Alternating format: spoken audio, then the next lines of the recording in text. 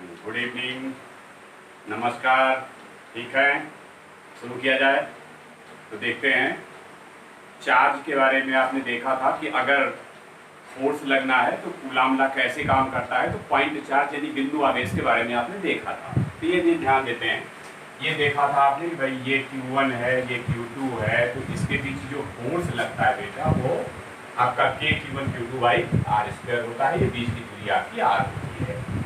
आपने ये चीज भी ध्यान दीजिए, देखा था कि अगर ये है स्थिति, ये आपका कंटिन्यूअस चार्ज नहीं है, मान लीजिए एक पॉइंट चार्ज है, तो AB के केस में अगर यहाँ पर देखना था आपको, ये फोर्स देखना था, F21 देखना था, तो आप क्या करते थे, 1/4πε0 Q1Q2 ये AB है, डायरेक्शन ये ध्यान दीजिएगा AB है, ये AB² हो गया और AB ये यूनिट वेक्टर हो गया। या अगर इसी को लिखना चाहो तो 1/4πε0 Q1Q2/AB² गुणे AB आपका यूनिट वेक्टर है, ये हो जाएगा वेक्टर AB अपान AB। तो ये आपका 1/4πε0 Q1Q2/AB का क्यूब हो जाएगा, AB का मॉड वेक्टर हो जाएगा। तो ये चीज आपने देखा था वेक्टर फॉर्म कूलाम का, मैंने दो पॉइंट चार्ज के बीच में देखा था कि दो पॉइंट चार्ज के बीच में फोर्स कैसे लगता है। अगर बेटा कई फोर्स हो, मान लीजिए कई आपके चार्जेस हो, तो कैसे लगेगा, तो उसको आप कहते हैं प्रिंसिपल ऑफ सुपरपोजिशन, माने मल्टीपल चार्जेस के बीच में फोर्स। यहाँ ध्यान दीजिएगा कई चार्ज हैं, जैसे यहाँ देखेंगे ये चार्ज एक है Q1, इसके बगल में एक चार्ज Q2 है, यहाँ पे चार्ज Q3 है, यहाँ पे चार्ज Q4 है। अब अगर कहा जाए कि ये आपका कई चार्ज की वजह से इस पर क्या फोर्स लग जाएगा, इसको क्या बोलते हैं आप, अध्यारोपण का सिद्धांत, principle of superposition, force between multiple charges. तो यहाँ पे ध्यान दे लेते हैं, इसके लिए ये फोर्स निकाल लेते हैं हम लोग। इस पर लगने वाला फोर्स देखिएगा, चलिए ये देखिएगा यहाँ पे जो फोर्स लग रहा है 1 पे, किसकी वजह से, ये Q2 की वजह से, ये आपका उतना ही रहेगा। देखिए ये F1 है, किसकी वजह से, Q की वजह से। यहाँ बेटा देखो Q3 की वजह से 1 पे किधर को लगेगा, देखिए ये चीज है, यहाँ पर ये F1 3 हो जाएगा। अच्छा भाई 4 की वजह से देख लीजिए, ये क्या हो जाएगा, F1 4 हो जाएगा। तो यहाँ ध्यान दीजिएगा कि Q1 पे आपके अगर यहाँ पे आसपास 3 चार्ज है तो 3 फोर्स लग रहा है, एक 2 की वजह से लग रहा है, 1 2 है, 3 की वजह से 1 3 लग रहा है, 4 की वजह से 1 4 लग रहा है। अब बेटा अगर नेट फोर्स निकालना है Q1 पर, नेट फोर्स माने परिणामी बल, किस पर परिणामी बल, परिणामी बल अगर हम निकालना चाहें Q1 पर, तो आपका क्या हो जाएगा, देखिए F बराबर वेक्टर F बराबर Q1 पर लगने वाला बल, ये ले लीजिए आप, F12 ले लीजिए आप, F13 ले लीजिए और F14 ले लीजिए। अगर इसको हम थोड़ा सा ज्यादा क्लियर करना चाहें, इसकी वैल्यू लिखना चाहें, तो 1/4πε0 को सीधे सीधे के लिख रहे हैं, आपका ये हो जाएगा Q1Q2/r²। अब यहाँ ध्यान दीजिएगा R है और ये आपका 1 2 है, आपका ये R12² R12 आपका यूनिट वेक्टर हो जाएगा। फिर के ले लीजिए कि यहाँ कामा ले लेते चाहे, यहाँ फिर क्या हो जाएगा Q1 Q3, ये 1 3 देखिए Q1 Q3 हो जाएगा अपान आपका R13² R13 यूनिट वेक्टर हो जाएगा। यहाँ पे आपका 1 4 है, ये हो जाएगा Q1 Q4 divided by R14², ये आपका R14 यूनिट वेक्टर हो जाएगा। तो इस तरह से हम जो है वो आसानी से निकाल लेते हैं परिणामी बल Q1 पर। हाँ, अगर आपको Q2 पर परिणामी बल निकालना है तो इसे निकाल लीजिएगा। यानी फोर्सेस को जोड़ना है तो सीधे तो जोड़ नहीं पाएंगे, वेक्टर रूल से ही जोड़ पाएंगे। तो वेक्टर रूल से आप आसानी से इसको जोड़ सकते हैं, इसकी वैल्यू लिख करके वो आसानी से जोड़ सकते हैं। तो ये आपका अध्यारोपण का सिद्धांत है। अगर कई चार्ज हैं तो फोर्स कैसे लगेगा, ये चीज हम लोगों ने देखी। अगर मान लीजिए आपके पॉइंट चार्ज हैं तो उनके बीच तो आपने फोर्स निकाल लिया। अच्छा, अगर कंटिन्यूअस चार्ज है तो कैसे निकालेंगे, तो ध्यान देते हैं कि कंटिन्यूअस चार्ज है तो कैसे निकालते हैं, माने सतत चार्ज है, सतत आवेश वितरण है, भाई देखो आवेश वितरण कैसे होता है, ये देखिए ये चार्ज आपका लीनियर चार्ज डिस्ट्रीब्यूशन है बेटा, इसको बोलते हैं रेखीय आवेश वितरण। यहाँ पे ध्यान देते हैं। हाँ, अगर कहीं सरफेस पे चार्ज फैला हुआ है, देखिए ये देखिए आप, यहाँ सरफेस पे चार्ज फैला हुआ है, इसको सरफेस चार्ज डिस्ट्रीब्यूशन बोलते हैं, माने पृष्ठ आवेश वितरण। ये चीज ध्यान देंगे। हाँ, अगर कहीं वॉल्यूम में फैला हुआ है, आयतन में फैला हुआ है, चार्ज पूरे वॉल्यूम में 3 डायमेंशनल फैला हुआ है, तो इसको क्या बोलेंगे, वॉल्यूम चार्ज डिस्ट्रीब्यूशन, माने आयतन आवेश वितरण। तो यहां पर ध्यान दीजिएगा, अगर छोटी सी लंबाई में बेटा देखो, ये छोटी सी लंबाई हमने लिया dl, इसमें कितना चार्ज है dq, तो ये ध्यान देंगे कि dl लेंथ में कितना चार्ज dq, तो यूनिट लेंथ में dq बाई dl, ये चीज ध्यान दे लीजिएगा। इसको बोलेंगे आप लेमडा, इसको क्या बोलते हैं, रेखीय आवेश घनत्व, लीनियर चार्ज डेंसिटी। ये है लेमडा, जो है वो रेखीय आवेश घनत्व है। दूसरी चीज ध्यान देते हैं, अगर यहाँ पे जैसे सरफेस पे फैला हुआ है चार्ज, तो यहाँ पे ध्यान दे लीजिएगा, अगर इसमें छोटा सा एरिया ले लीजिए, मान लीजिए डीए एरिया ले लिया, अब डीए एरिया में बेटा कितना चार्ज है dq, तो भाई यूनिट एरिया ध्यान दीजिएगा, एक एरिया कितना हो जाएगा dq बाई dA, इसको आप सिग्मा बोलते हैं, dq बाई dA। सिग्मा को क्या बोलेंगे, सिग्मा को बोलेंगे आवेश का पृष्ठ घनत्व, यानी सरफेस चार्ज डेंसिटी। अब दूसरा वाला केस ध्यान दे लेते हैं, यहाँ पे यह छोटा सा वॉल्यूम, बिल्कुल छोटा सा वॉल्यूम ले लीजिए। अब अगर मान लीजिए कि आपका dV वॉल्यूम में कितना चार्ज फैला है dQ, तो भाई यूनिट वॉल्यूम में कितना चार्ज फैलेगा dQ बाई dV फैलेगा, इसको बोलेंगे रो। आपका रो आ गया dQ बाई dV। चलिए ये भी हो गया। ये आपका बोलेंगे वॉल्यूम चार्ज डेंसिटी, मतलब आयतन आवेश घनत्व। तो ये ध्यान दीजिएगा, ये लीनियर डेंसिटी है, ये आपकी एरियल डेंसिटी है, माने सरफेस डेंसिटी है, ये वॉल्यूम डेंसिटी है, मतलब रेखीय घनत्व हो गया, ये आपका पृष्ठ घनत्व हो गया, ये आपका आयतन घनत्व हो गया। अगर इसका चार्ज देखेंगे dQ क्या हो जाएगा, बोलो लेमडा dl। यहाँ dQ क्या हो जाएगा, बोलिए सिग्मा dA। यहाँ dQ कितना हो जाएगा, ये हो जाएगा रो dV। तो भैया जहाँ जिसकी जरूरत पड़ेगी उसको उतना को हम यूज कर लेंगे। लाइन पे होगा तो dQ इतना लिख देंगे, एरिया में होगा तो dQ इतना लिख देंगे, वॉल्यूम में होगा तो dQ इतना लिख देंगे। तो ध्यान देते हैं कि जो कंटिन्यूअस चार्ज डिस्ट्रीब्यूशन है, इसको लिख लीजिएगा, ठीक से लिख लीजिए आराम से, और एक बार दो बार दोहरा लीजिए तो कठिन नहीं लगेगा आपको। शुरू में मुश्किल लगेगा, लेकिन जब एक दो बार दोहराएंगे तो आसान लगने लगेगा, कुछ भी मुश्किल नहीं। तो ध्यान देते हैं कि अगर जो आपका रेखीय लीनियर चार्ज डेंसिटी है, लीनियर चार्ज, अगर लीनियर चार्ज डिस्ट्रीब्यूशन है, वितरण बोलते हैं हिंदी में, अगर लीनियर चार्ज का वितरण है तो देखते हैं उसकी वजह से फोर्स कितना लगेगा। ये देखो भाई, यहाँ पे ये चार्ज फैला हुआ है, ये पॉजिटिव चार्ज फैला हुआ है। अब देखिए यहाँ पे आपका एक Q नॉट रखा है, आप कहेंगे कि भाई ये वाला इस पे कितना लगा रहा है, तो आप कहेंगे भाई कूलाम ने तो हमको एक पॉइंट चार्ज बताया था, तो ठीक है कोई बात नहीं, एक जरा सा पॉइंट चार्ज, छोटा सा चार्ज ले लीजिए dl लेंथ का, बेटा ये है dq, और पहले dq और q नॉट के बीच फोर्स निकाल लीजिए।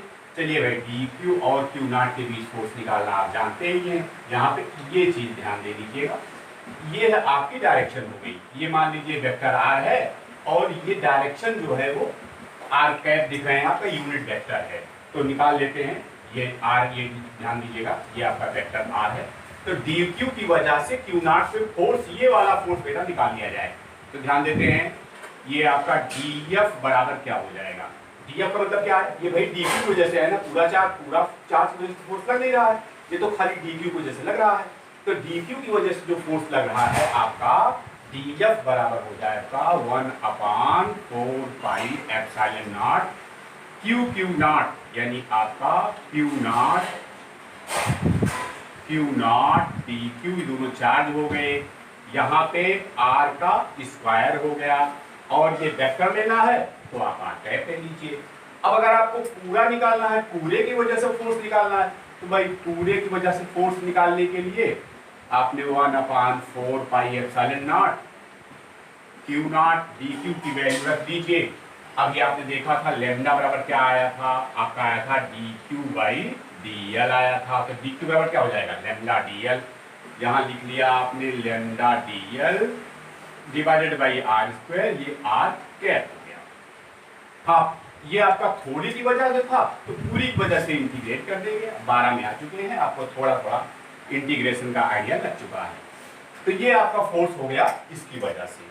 हाँ, अगर आपको ध्यान दीजिएगा, अगर ये सिचुएशन थोड़ी सी चेंज कर देते हैं, देखिए अब की बार जो आपका सरफेस में कर देते हैं, चार्ज फैला देते हैं, देखिए सरफेस में चार्ज फैला दिया। अब इसका छोटा सा टुकड़ा ले लीजिए भाई, ये डी क्यू चार्ज है, इसकी वजह से ये क्यू नॉट पे फोर्स जो लगेगा हम उस पर ध्यान देते हैं। मान लीजिए डी एफ फोर्स लग रहा है, ये देखिए आपका डायमेंशन बना लीजिए अपना, ये मान लीजिए आर है, इधर को भैया आर कैप है।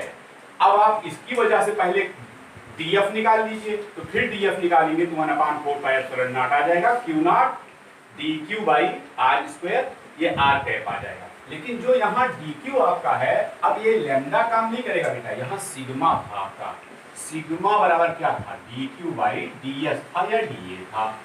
तो डी क्यू बराबर क्या हो जाएगा, सिग्मा डी एस हो जाएगा।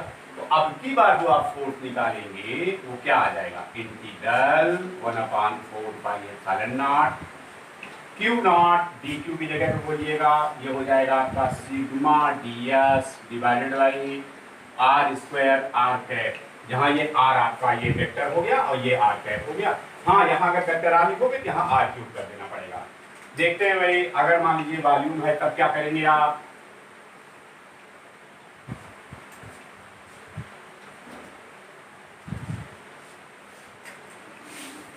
अगर मान लीजिए आपका वॉल्यूम में वितरण हुआ है, इस तरह देखिएगा, ये आपका वितरण हुआ है, यहाँ पर खूब चार्ज फैला हुआ है, पूरे में देखिए चार्ज फैला हुआ है, और इसकी वजह से इसमें बहुत सारा चार्ज है देखिए, और इस यहाँ पे ये क्यू नॉट जरा सा चार्ज है, इस पर ये फोर्स लगाएगा बाहर को, तो इकट्ठे आप नहीं निकाल पाओगे भैया।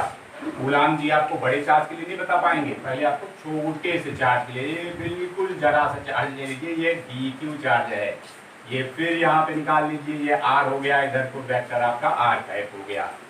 फोर्स आपका निकालना है, अब आप निकालोगे तो फोर्स आपका फिर से हो जाएगा एफ बराबर 1/4 पाई एप्सिलॉन नॉट, ये तो डी एफ निकलेगा, जरा सा फोर्स निकलेगा, ये q d q, q not d q divided by are square और आर कैप हो जाएगा।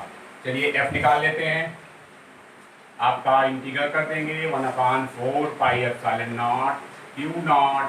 अब बोलिए डी क्यू क्या रखेंगे, उसके लिए फिर से याद करिए, आपका जो रो था वो क्या था, D Q by D V, ये वॉल्यूम चार्ज डेंसिटी है, तो डी क्यू बराबर क्या हो जाएगा, rho D V, rho D V, ये आपका आर कैप है डिवाइडेड बाई आर स्क्वायर। तो ये आपका बेटा फोर्स निकल जाएगा। तो आप चिंता करने की कोई बात नहीं है, एक लाइन में चार्ज है आपका, उसकी वजह से क्यू नॉट पे निकालना है, फोर्स निकल जाएगा। एरिया में अगर चार्ज है उसकी वजह से क्यू नॉट फोर्स निकालना है, निकल जाएगा। वॉल्यूम में चार्ज फैला हुआ है, क्यू नॉट पे चार्ज निकालना है, फोर्स निकल जाएगा। तो आप बड़ी आसानी से फोर्स निकाल लेंगे। तो ये सब हमने फोर्स निकाल लिया। अब सीधे बहुत बढ़िया मैटर पे आ जाते हैं, आपका ये विद्युत क्षेत्र है, इलेक्ट्रिक फील्ड है, उस पर हम लोग बात करते हैं। तो बहुत अच्छा है, बढ़िया आ रहा है समझ में, ठीक है, समझते रहिए। देखते हैं विद्युत क्षेत्र की बात करते हैं। विद्युत क्षेत्र क्या है, इलेक्ट्रिक फील्ड क्या है। तो क्या लिखे, विद्युत क्षेत्र लिखे कि वैद्युत क्षेत्र लिख दें, किसी में वैद्युत क्षेत्र, किसी किताब में विद्युत क्षेत्र। चलिए हम लिख देते हैं वैद्युत क्षेत्र। तो ध्यान देते हैं वैद्युत क्षेत्र यानी इलेक्ट्रिक फील्ड क्या है, इसी पे बात फोकस करते हैं अपनी। खूब समझिएगा, क्योंकि पूरे कई चैप्टरों में आपको इसको वैद्युत क्षेत्र की जरूरत पड़ती जाएगी, तो इसलिए उसके बारे में खूब बात करेंगे। ध्यान दीजिएगा, ये एक बड़ा सा शक्तिशाली चार्ज, मैंने कहा था ये शक्तिशाली चार्ज, शक्तिशाली जैसे कोरोना वाला चार्ज, ध्यान दीजिएगा। तो यहाँ पर इसके चारों ओर कुछ खासियत पैदा हो जाती है भैया, इसके अंदर बड़ी पावर आ जाती है, इसके अंदर चारों ओर क्षेत्र पैदा हो जाता है। आप कहेंगे हमें तो दिखाई नहीं दे रहा है, तो दिखाई दे रहा है नहीं दिखाई दे रहा है आपको, तो देख लीजिए एक बिल्कुल नन्हा सा छोटा सा मामूली सा चार्ज यहाँ डी क्यू नॉट लेके आते हैं। आजा भैया यहाँ पे क्यू नॉट लेके आए, ये बड़ा सा चार्ज, ये पॉजिटिव चार्ज मान लीजिए, ये बहुत मामूली सा चार्ज इसके पास क्यू नॉट लेके आए। क्यू नॉट ने कहा भैया सोशल डिस्टेंसिंग, यहाँ से दूर हटो, यहाँ से इसको भगाने लगा, यहाँ से इसको पुश करने लगा। कैसे पुश करने लगा भाई? दो चार्ज के बीच क्या लगता है? फोर्स लगता है। कौन सा फोर्स लगता है? इलेक्ट्रोस्टैटिक फोर्स लगता है, कूलाम वाला फोर्स लगता है। इसी वजह से इनसे कहा इनसे यहाँ से दूर हटो। ये कहने लगे ठीक है भैया, काहे डांट रहे हो, यहाँ जाके बैठ गए। ये बेचारे बहुत छोटे हैं। आप कहेंगे आपने बोला था जितना फोर्स ये लगाएंगे उतना ये भी लगाएगा, तो ये काहे भाग रहे हैं? अरे भाई ये शक्तिशाली है, काहे भागेंगे? ये जरा मामूली फोर्स है, जरा सी फोर्स लगने से बिल्कुल उड़नछू हो जाते हैं। तो यहाँ ध्यान दीजिएगा, ये छोटे से फोर्स की वजह से यहाँ से कहा जो है और रखिए सोशल डिस्टेंसिंग। चलिए यहाँ बात के पहुंच गए, चलिए यहाँ से चले गए। अब की कहा अच्छा भाई चलो वहां नहीं आएंगे, इधर आएंगे। कहेंगे भैया ऐसा है, बचना है आपको। किससे बचना है? उसी से बचना है, समझ गए? तो आपको अगर बचना है तो यहाँ से भी भागिए, ये भागे, इधर को भागे, और भागो और भागे। चलो भाई भागेंगे। यहाँ आ गए, नीचे आके बैठे, नहीं यहाँ भी भागो। यहाँ पे अच्छा भैया यहाँ पे तो तुम्हारा कुछ नहीं है, नहीं नहीं यहाँ भी मेरा क्षेत्र है, यहाँ से भी भागो। जिधर को लेके गए क्यू नॉट बेचारा छोटा सा चार्ज उधर ही भगाया गया। इसका मतलब क्या हुआ? इसके चारों ओर, इस आवेश के चारों ओर एक फील्ड डेवलप हो जाता है, एक इलेक्ट्रिसिटी टाइप की डेवलप हो जाती है। और ये देखने में नहीं दिखाई देगी, किसको दिखाई देगी? चार्ज को दिखाई देगी। जैसे यहाँ कोई चार्ज आएगा तुरंत उसको वहां से भगाएगा। इसके क्षेत्र को, इसके चारों ओर में वो क्षेत्र जहाँ पे चार्ज रखने पर फोर्स फील करता है वो बोलते हैं बेटो वैद्युत क्षेत्र, इलेक्ट्रिक फील्ड बोलते हैं। तो हम लोग इलेक्ट्रिक फील्ड के बारे में बात कर रहे हैं। इलेक्ट्रिक फील्ड हमने क्या कहा आपसे? किसी आवेश या आवेश के समूह के चारों ओर का वो एरिया जहां पे कोई अगर टेस्ट चार्ज ले आएंगे तो उस पर क्या लगेगा? उस पर फोर्स फील होगा, वो आपका इलेक्ट्रिक फील्ड कहलाएगा, वैद्युत क्षेत्र कहलाएगा। तो देखते हैं भाई इसकी इंटेंसिटी कैसे निकालते हैं वैद्युत क्षेत्र की। देखते हैं वैद्युत क्षेत्र की तीव्रता। किसकी तीव्रता? वैद्युत क्षेत्र की। वैद्युत क्षेत्र की तीव्रता, इसको ई से बोलते हैं, यह है वैद्युत क्षेत्र की तीव्रता। तो ध्यान देते हैं भाई वैद्युत क्षेत्र की तीव्रता के बारे में। हमने कहा आपसे फिर से एक बड़ा सा चार्ज लिया, ये देखिए है पॉइंट चार्ज, बड़ा सा खाली बनाए हुए हैं। तो ध्यान दीजिएगा, ये चार्ज लेके आते हैं, इसके पास ये छोटा सा चार्ज ये क्यू नॉट लेके आए। इन्होंने कहा भगिए, कहा ठीक है भाई भगेंगे। ये कितना फोर्स लगाया इन्होंने? एफ फोर्स लगाया। फोर्स निकाल लीजिए, इसकी हेल्प से, कूलाम की हेल्प से निकाल लीजिए। क्यू नॉट में फोर्स निकल जाएगा, ये डिस्टेंस पता है, फोर्स निकल जाएगा। चलिए भाई क्यू नॉट यानी जरा सा फोर्स लेके आए, हाँ बड़ा फोर्स लगाइए वरना अपना फील्ड डेवलप करने लगेगा। क्यू नॉट पे भैया कितना फोर्स लगा? एफ लगा। अगर यूनिट चार्ज ले आए होते, अगर यूनिट चार्ज ले आए होते तो, एकांक आवेश ले आए होते तो ये लगता एफ बाई क्यू नॉट। यही वैद्युत क्षेत्र की तीव्रता है, यही इलेक्ट्रिक फील्ड इंटेंसिटी है। तो सीधे सीधे E बराबर एफ बाई क्यू नॉट, ये आपकी है वैद्युत क्षेत्र की तीव्रता। इसका मतलब क्या हुआ? आप कहीं पे कोई चार्ज रखा है, कहीं पे भी कोई चार्ज, देखिए ये चार्ज रखा है, इसके पास कहीं पे छोटा सा चार्ज क्यू नॉट ले आइए। ये वाला चार्ज इसको क्या करेगा? प्रतिकर्षित करेगा। प्रतिकर्षित करने पे क्या लगेगा भाई? बल लगेगा। तो कितने पे क्यू नॉट पे कितना बल लगा? एफ बल लगा। यूनिट पे एक होता तो कितना बल लगता? F by Q not. इसका मतलब आप कह सकते हैं यार विद्युत क्षेत्र की तीव्रता कोई नई बात नहीं है, वो किसी पॉइंट पे कोई आवेश लाओ उसी पे लगने वाला बल ही है। हाँ बेटा सही बात है, लेकिन यूनिट चार्ज हो, एकांक आवेश पे वैद्युत क्षेत्र में, ध्यान दीजिएगा कैसे डिफाइन करोगे? वैद्युत क्षेत्र में अगर ये इसके चारों ओर क्या हो गया है? वैद्युत क्षेत्र हो गया है। तो वैद्युत क्षेत्र में किसी पॉइंट पे ले आओ चार्ज, यूनिट चार्ज पे जितना फोर्स लगेगा उसे बोलेंगे विद्युत क्षेत्र की तीव्रता। अब आप बोलेंगे भाई विद्युत क्षेत्र की तीव्रता सदिश है कि अदिश है? स्केलर है कि वेक्टर है? बिल्कुल वेक्टर है, और जो डायरेक्शन फोर्स की वही डायरेक्शन विद्युत क्षेत्र की। इसका मतलब है इधर डायरेक्शन है फोर्स की तो इधर डायरेक्शन है ई की। तो वेक्टर ई बिल्कुल सेम है, खाली यूनिट चार्ज पे आपका फोर्स है, उसको आप निकाल लेते हैं आसानी से। तो ये चीज आपने देखा कि भाई विद्युत क्षेत्र की तीव्रता निकालना है हमको, तो ये होता है हमारा F/Q या F/Q नॉट। अब यहाँ गौर करते हैं, अगर किसी ने कहा भाई यूनिट क्या होती है, मात्रक क्या होता है, ठीक है मात्रक निकालना है आपको। मात्रक बोलिए भाई, बल का मात्रक ये आपका न्यूटन है। ये आपका ध्यान दीजिएगा, अगर सपोज करिए आवेश है, आवेश का मात्रक क्या हो गया, कूलाम हो गया, तो इसका मात्रक सिंपली क्या हो गया, न्यूटन का कूलाम। अगर बीमा पूछा जाता है भैया डायमेंशन ले लो इसका, डायमेंशन चलो भाई न्यूटन का बताओ, बल का बताओ, mLT-2, यहाँ पे कूलाम का क्यू बराबर IT, आई माने एम्पियर, ये टाइम हो गया, ध्यान देते हैं ये आपका हो गया, यम हो गया, यल हो गया, कोई झगड़ा नहीं, टी है, यहाँ -2 है, ऊपर ले जाओ, -1 कितना हो गया, -3, यहाँ पे A-1। तो ये आपका बीटा विमीय सूत्र हो गया। अगर कहा जाए बीमाएं, चलो भाई विद्युत क्षेत्र की तीव्रता की बीमाएं बताओ, द्रव्यमान के सापेक्ष बेटा 1, लंबाई के सापेक्ष बोलो 1, टाइम के सापेक्ष -3, करंट के सापेक्ष -1, तो क्या हो जाएगा 1, 1, -3, -1, यही विमाएं हैं। तो आपने यूनिट देख लिया, आपने डायमेंशन देख लिया। हम ध्यान देते हैं विद्युत क्षेत्र पे बात कर रहे हैं। अगर मान लीजिए फैराडे का क्या रूल था, फैराडे ने देखा कि विद्युत क्षेत्र की तीव्रता को दिखाने के लिए उन्होंने वैद्युत बल रेखाएं खींचा। अब तो उन्हें वैद्युत क्षेत्र रेखाएं कहते हैं। तो ध्यान देते हैं विद्युत क्षेत्र रेखाएं कैसी होती हैं, गौर करेंगे। विद्युत क्षेत्र रेखाएं, इलेक्ट्रिक फील्ड लाइंस, ये लिख लेते हैं भाई, विद्युत क्षेत्र लिख लीजिएगा।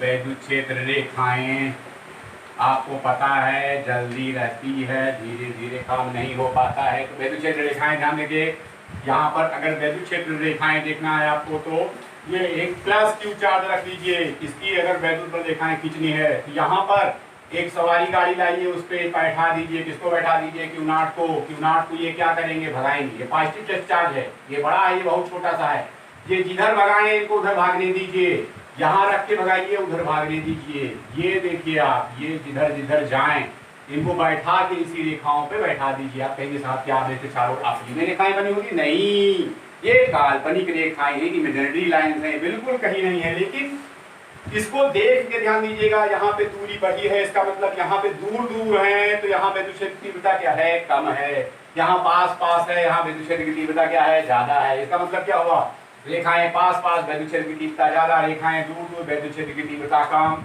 अगर धन आवेश है तो रेखाएं कहाँ जा रही हैं, यहाँ से इन्फिनिटी की ओर जा रही हैं। ये खुला वक्र है कि बंद वक्र है, बेटा ये खुला वक्र है, ओपन कर है, कहीं ये बंद नहीं हो रहा है। अच्छा भाई अगर कहा जाए ये -Q हो तो -Q हो लिखिए, Q0 को लेके आते हैं टेस्ट चार्ज को। अब क्या करेंगे, क्या अभी इसको भगाएंगे, नहीं साहब भगाएंगे नहीं, ये नेगेटिव है पॉजिटिव है, क्या करेंगे, खींचेंगे, खींचेंगे, ये नीचे को आ जाएगा, इधर को आ जाएगा, ये बल रेखाएं ऐसे बनेगी, ये विद्युत क्षेत्र रेखाएं इस तरह की हो जाएंगी। तो यहाँ ध्यान दीजिएगा, नेगेटिव चार्ज विद्युत क्षेत्र रेखाएं बाहर से यहाँ अंदर की ओर आती हैं, तो ये आपकी प्लस के कारण, ये आपकी -Q के कारण। हाँ अगर दोनों हो जाएं तब क्या होगा, ध्यान देते हैं। देखिए ये +Q है, यहाँ पे भी एक +Q रख दिया, ये Q1 Q2 भी रख सकते हो आप, कोई दिक्कत नहीं। चलो एक बार फिर से बल रेखाएं खींचते हैं, Q0 को फिर से लेके आते हैं। Q0 चले, यहाँ पर ध्यान दीजिएगा, जैसे ही Q0 इधर को भगे, इन्होंने कहा भैया थोड़ा इधर रहना, और ये ऐसे निकल गए। यहाँ पे अच्छा लेके चले, इन्होंने कहा कि इधर रहना, ऐसे निकल गए।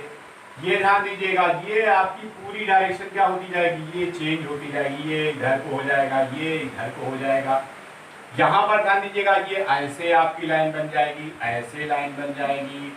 इधर की तरफ ध्यान देंगे, इधर की तरफ तो ऐसे रहेगा आपका, इधर की तरफ ऐसे रहेगा आपका, ये ध्यान देते हैं। अच्छा कुछ लोग सोच रहे होंगे कि यहाँ क्या दिक्कत है साहब, कि अगर ला करके इसको यहाँ पे काट दिया जाए, इनको काट दिया जाए। नहीं भाई यहाँ काट नहीं सकते, विद्युत बल रेखाएं काटती नहीं है। आप कहिए काटने में क्या दिक्कत है, काटने में दिक्कत है, देखना पड़ेगा कि आपको काटने में क्या दिक्कत है। कि यहाँ पर दो दिशाएं हो जाएंगी विद्युत क्षेत्र की, कैसे दो दिशाएं हो जाएंगी, देखिएगा ये चीज हो गया, ये इस पे बल रेखा, इस पे आप ध्यान दिएगा, स्पर्श रेखा खींचो, इधर हो जाएगी, स्पर्श रेखा, इस पॉइंट पर विद्युत क्षेत्र की क्या हो जाएंगी, दिशाएं, दो दिशाएं हो जाएंगी। इसका मतलब क्या हुआ, ये विद्युत बल रेखाएं क्या शो करती हैं, ये दिशा शो करती है, किसकी, विद्युत क्षेत्र की। बेटा जिस पॉइंट पे तुम्हें दिशा चाहिए उस पॉइंट पे एक आप टेंजेंट खींच दीजिए, ये निकल जाएगी आपकी विद्युत क्षेत्र की दिशा निकल जाएगी। तो यहाँ ध्यान दीजिएगा, विद्युत रेखाएं काटती नहीं है। हाँ, एक पॉजिटिव ले लीजिए, एक निगेटिव ले लीजिए, ये प्लस क्यू ले लिया, ये आपने माइनस क्यू ले लिया। तो यहाँ पर ध्यान दीजिएगा, जैसे मान लीजिए यहाँ पे चला चार्ज, यहाँ से इस तरह चला जाएगा, यहाँ से इस तरह चला जाएगा, ये इस तरह होगा, ये इस तरह होगा, ये आपका इधर को हो गया, ये इधर को हो गया, यहाँ से आ रहा है, यहाँ से आ रहा है। अब आप कहेंगे साहब ये तो बंद वक्र हो गया। नहीं बेटा, ये बंद वक्र नहीं हो गया, ये पॉजिटिव से निगेटिव जा रहा है, मगर निगेटिव से पॉजिटिव की वो लाइन नहीं आ रही है, साइकिल पूरा नहीं हो रहा है, इसका मतलब ये ओपन कर्व है। एक चीज ध्यान देते हैं और यहाँ पे गौर कर लेते हैं, अगर एक मान लीजिए आवेश की चादर, एक प्लेट यहाँ पॉजिटिव रख दीजिए, एक यहाँ निगेटिव रख दीजिए, आप कैसी बल रेखाएं होंगी देखो, ये सबसे ज्यादा इन्हीं का काम लगेगा, इनको ध्यान से देखते रहिएगा। ये है आपका एक समान वैद्युत क्षेत्र। कैसा है ये? एक समान वैद्युत क्षेत्र क्यों है? क्योंकि देखिए यहाँ दूरी, यहाँ दूरी, यहाँ दूरी, सब जगह बराबर बराबर दूरी पे वैद्युत क्षेत्र रेखाएं हैं, तो आपका एक समान वैद्युत क्षेत्र कहलाता है, यूनिफॉर्म इलेक्ट्रिक फील्ड रह जाता है। इसके बीच अगर तुमने कोई परावैद्युत रख दिया तो जैसे बल जो है बटे के हो जाता था, वैसे ई नॉट भी ई नॉट बाई के हो जाएगा वैद्युत क्षेत्र की तीव्रता। के परावैद्युत का ध्यान दीजिएगा, के ज्यादा हो जाएगा, इलेक्ट्रिक फील्ड बढ़ जाएगा, इलेक्ट्रिक फील्ड बढ़ नहीं जाएगा, घट जाएगा। अगर यहाँ पे लाके हमने मान लीजिए कोई मेटल रख दिया तो यहाँ के इन्फिनिटी हो जाएगा, ई जीरो हो जाएगा, यानी मेटल के अंदर वैद्युत क्षेत्र की तीव्रता क्या होती है? जीरो होती है। ये हमने वैद्युत क्षेत्र के बारे में देख लिया। एक चीज और आपको बहुत ज्यादा जरूरत लगेगी भाई, यहाँ पे वैद्युत क्षेत्र में अगर चार्ज Q है, इस पे किधर को लगेगा फोर्स, ये देखिए F बराबर QE। अगर नेगेटिव चार्ज है माइनस Q तो फोर्स इधर को लगेगा, F बराबर QE। तो ध्यान दीजिएगा, धनावेश पर बल, अगर धनावेश को कहाँ रख दिया गया है वैद्युत क्षेत्र में, तो उससे बल लगेगा F बराबर QE। किधर लगेगा? क्षेत्र की दिशा में। अगर ऋणावेश है तो बल लगेगा, लेकिन वैद्युत क्षेत्र की विपरीत दिशा में लगेगा। हाँ, अगर कई चार्ज हैं मान लीजिए, उसकी वजह से तुम्हें वैद्युत क्षेत्र दिखेगा, ये Q1 है, ये Q2 है, ये Q3 है। यहाँ पे अगर मान लीजिए ये आपका एक Q4 है, यहाँ पे फोर्स लगना है, सपोज करिए यहाँ पे इस पॉइंट पे इसको हटा दीजिए, यहाँ पे हमें वैद्युत क्षेत्र की तीव्रता निकालनी है बेटा, ये पॉइंट P है मान लो, कई चार्ज है ढेर सारी, यहाँ भी अध्यारोपण का सिद्धांत लगता है, जैसे आपका बलों अध्यारोपण सिद्धांत था, वैसे आपका विद्युत क्षेत्र की तीव्रताओं का भी प्रिंसिपल ऑफ सुपरपोजिशन है। तो यहाँ ध्यान देते हैं Q1 है, Q2 है, Q3 है, इसके कारण क्या हो जाएगी वैद्युत क्षेत्र की तीव्रता, इसके कारण ध्यान दीजिएगा यहाँ हो जाएगी E1, इसकी वजह से क्या हो जाएगी E2, इसकी वजह से क्या हो जाएगी E3।